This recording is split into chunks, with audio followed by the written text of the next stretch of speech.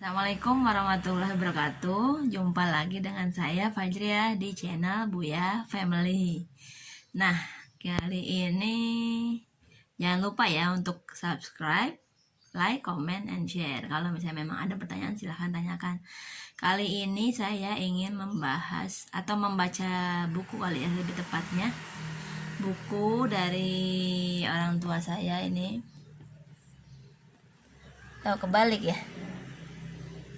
Harus dibalik berarti. Namanya Terjemah Bulughul Maram karya A. Hasan, penerbit di Penegoro Bandung. Ya, di sini buku lama ya, udah kuning-kuning kayak gini. Sebenarnya kalau belinya sih nggak begitu lama, memang dari sejak ayah. Waktu itu saya belikan untuk ayah karena kitab-kitab Bulughul Maram sebelumnya sempat dipinjam sama temannya dan belum dikembalikan. Mungkin alhamdulillah kalau misalnya memang kepake ya. Di sini tulisannya Terjemah Bulughul Maram Ibnu Hajar Al-Asqalani terjemah beserta keterangan dengan Muqaddimah Ilmu Hadis dan Ushul Fiqih oleh A. Hasan. 1596 hadis, babnya air sampai zikir dan doa, cetakan udah ke-27. Ini tahun 2006 nih, sudah 14 tahun lalu ya, lama banget. Nah, kalau ayah saya selalu bilang Hasan ini dibilangnya Hasan Bandung, bahkan secara nggak langsung ayah suka bilang berguru kepada Hasan gitu. Pak Hasan ya kita bilang, atau Kiai Hasan. Bahkan katanya sampai mimpi-mimpi ketemu sama Hasan Bandung, terus minta menjadi muridnya begitu. Ya, di sini ada kata pengantarnya.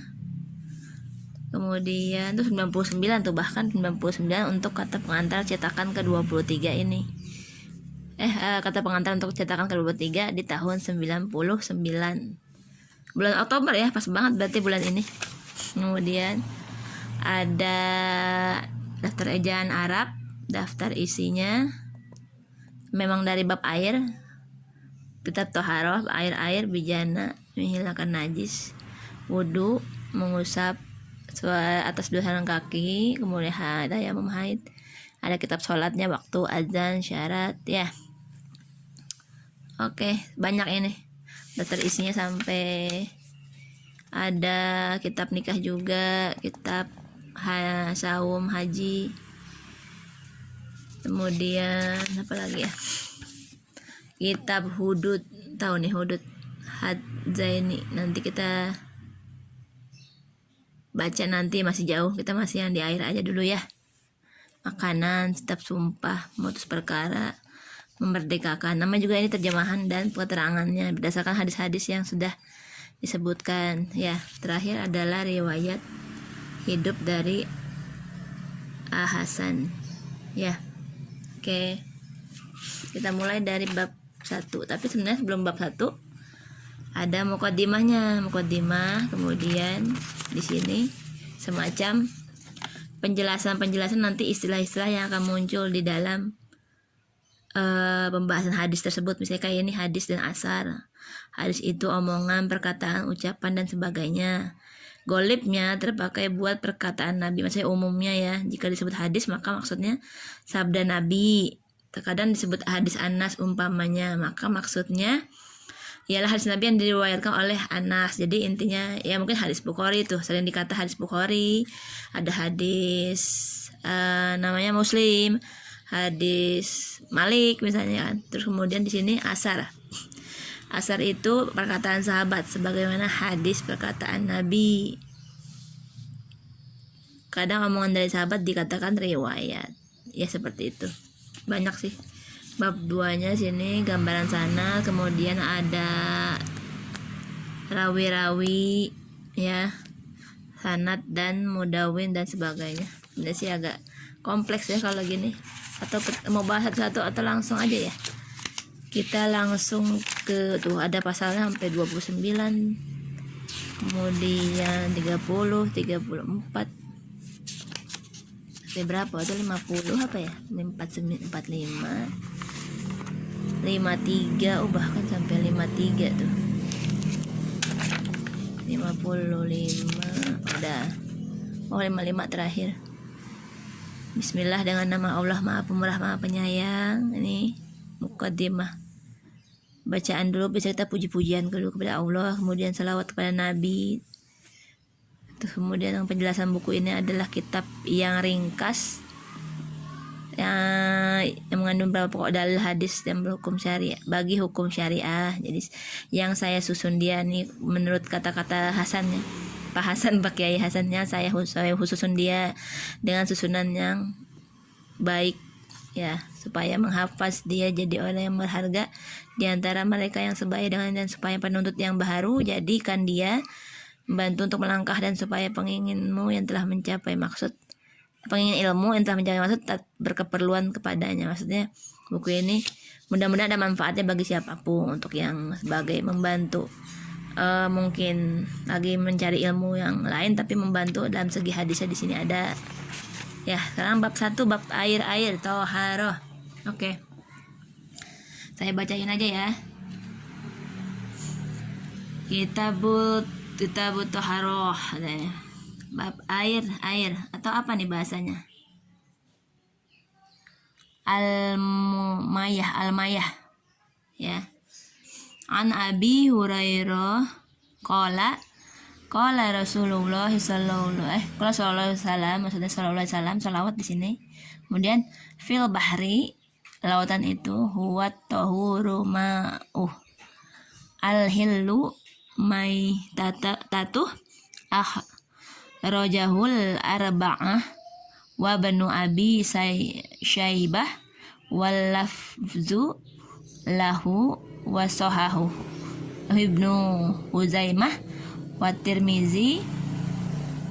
Kemudian apa nih? Warawahu Maliku wa Syafi'i wa Ahmad. Nah, itu pakai bahasa Arab, maksudnya dikasih tahu. Karena kan ini terjemah ya, jadi ini memang asalnya bahasa Arab. Bahkan untuk memberitahukan soal riwayatnya itu bahasa Arab.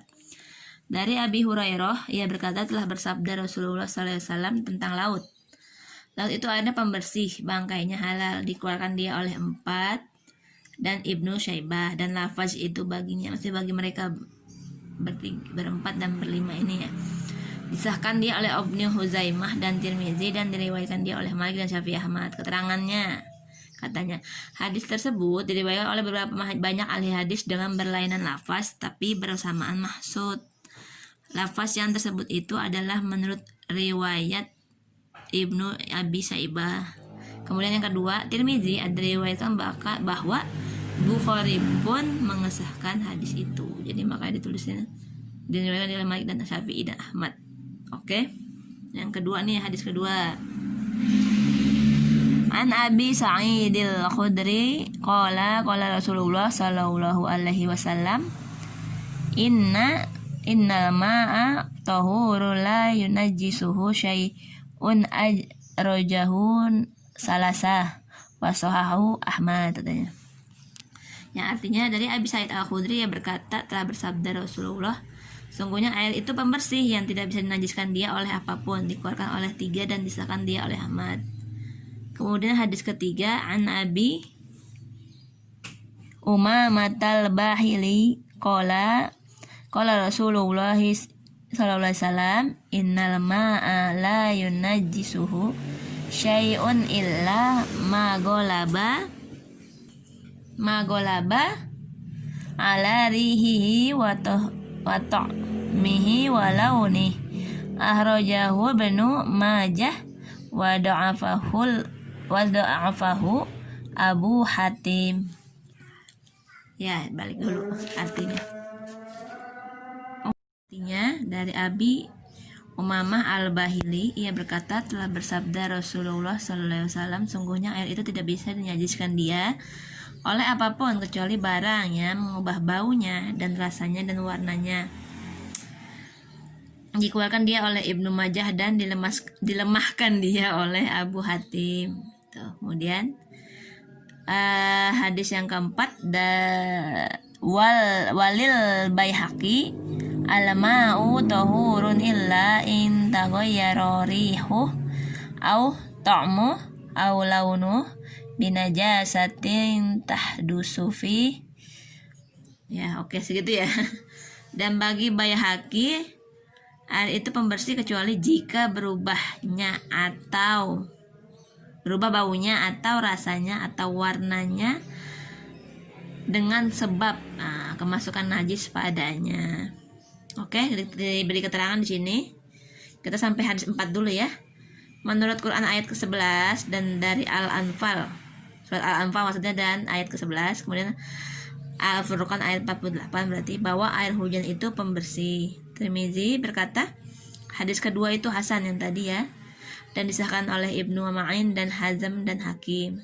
Ketiga, hadis kedua itu mutlak atau tidak berbatas, yakni air pembersih yang di dalam satu bejana umpamanya tidak bisa jadi najis walaupun dicampur dengan sebanyak-banyaknya kencing atau tai umpamanya. Yang demikian ini tidak bisa jadi, bahkan perlu ada pembatasnya. Oh, jadi salah yang hadis kedua ini agak diragukan untuk masalah batasnya tadi ya, karena tidak disebutkan. Kemudian yang hadis ketiga keempat dapat dijadikan pembatasnya. Nah, tambahan dari hadis ketiga keempat tadi dapat dijadikan pembatas, yaitu ada yang mengubah bau, rasa, dan warna. Oke. Ya, hadis ketiga keempat dapat dijadikan pembatasnya walaupun lemah, karena hadis yang lemah bisa dipakai membuat membatasi sesuatu arti yang sangat perlu kepada pembatasan. Jadi walaupun dianggap lemah, walaupun begitu tetap seolah-olah atau bukan seolah-olah ya, memang bisa jadi pembatas aja gitu, untuk bahwa air itu bisa najis. Untuk air itu bisa jadi najis jika dikenai atau diberikan atau dimasukkan atau ditambahkan lah bahasanya, atau jadi kemasukan tadi ya, sebab kemasukan najis padanya tuh yang tadi ayat di hadis 4. Nah kan, kemudian yang keempat, perkataan kecuali barang yang mengubah baunya dan rasanya dan warnanya di hadis yang ketiga itu maksudnya sama dengan hadis yang keempat, yaitu kecuali barang yang mengubah baunya atau rasanya atau warnanya, yakni kalimah dan itu dengan arti atau. Maksudnya kalau di hadis ketiga itu kan dia pakai dan, barang yang mengubah baunya dan rasanya dan warnanya, sedangkan kalau di hadis keempat dia pakai wa atau pakai kata atau gitu ya. Di hadis ketiga tadi kita lihat apa ya, sebenarnya syai'u illa rihu wa ta'mi wa launih. Ini sebenarnya pakai wa juga sebenarnya. Biasanya kan wa itu atau ya dalam bahasa Arab yang setahu kita di Al-Quran juga, tapi di sini di pengertiannya dia malah dan, karena dibarangin gitu. Nah, kemudian terakhir, kalimat manusia di dalam hadis 124 itu adalah air yang boleh digunakan buat wudhu, buat mandi janabat, buat menghilangkan najis gitu. Oke, sekian untuk kali ini. Nanti besok kita mulai lagi yang nomor 5 ya, tentang air 2 kulah. Nanti kita tahu bagaimana hadis ini bisa keluar, tentang maksud dari tempat-tempatnya kali ya. Kemudian ada keterangan bahwa air tidak bisa menjunubkan nih ya. Oke, sekian dari saya. Assalamualaikum warahmatullahi wabarakatuh. Jangan lupa ya untuk subscribe, like, and share. Sampai jumpa.